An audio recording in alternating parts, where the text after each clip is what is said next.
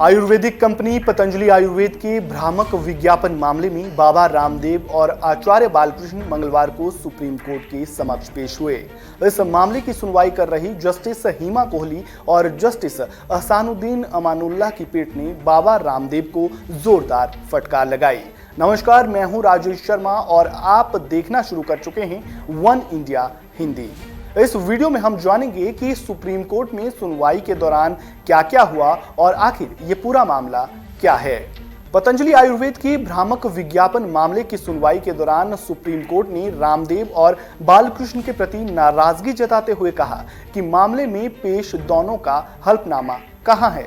इस पर रामदेव के वकील ने कहा कि दोनों ने माफी मांग ली है और दोनों कोर्ट में हाजिर है।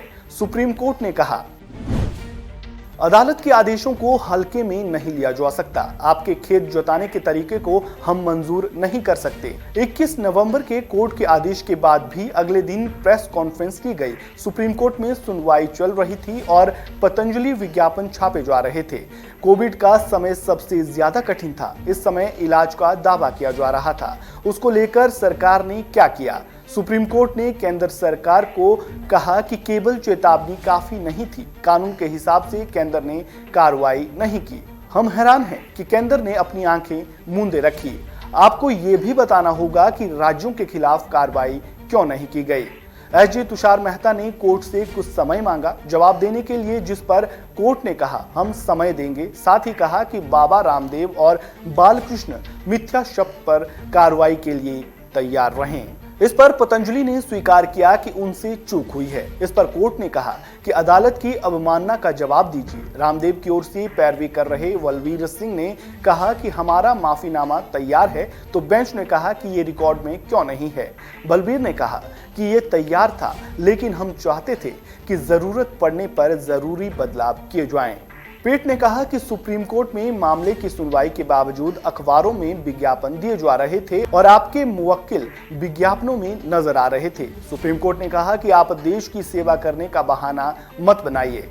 रामदेव के वकील ने कहा कि भविष्य में ऐसा नहीं होगा। पहले जो गलती हो गई है उसके लिए हम माफी मांगते हैं। रामदेव ने भी अदालत से माफी मांगी और कहा कि इस आचरण के लिए मैं शर्मिंदा हूं। हम समझते हैं कि ये सुप्रीम कोर्ट का आदेश है। पीठ ने कहा कि देश की हर कोर्ट का सम्मान किया जाना चाहिए। तो चलिए अब जानते हैं कि आखिर ये पूरा मामला क्या है। दरअसल इंडियन मेडिकल एसोसिएशन यानी आईएमए ने सुप्रीम कोर्ट में पतंजलि आयुर्वेद के विज्ञापनों को भ्रामक बताते हुए याचिका दायर की थी।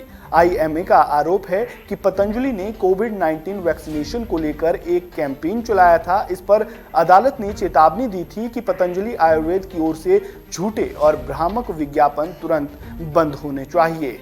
इंडियन मेडिकल एसोसिएशन की ओर से दायर याचिका में कहा गया था कि पतंजलि की भ्रामक विज्ञापन से एलोपैथी दवाइयों की उपेक्षा हो रही है। आईएमए ने कहा था कि पतंजलि के दावों की पुष्टि नहीं हुई है और ये drugs and magic remedies act 1954 और कंज्यूमर प्रोटेक्शन एक्ट 2019 जैसे कानूनों का सीधा उल्लंघन है।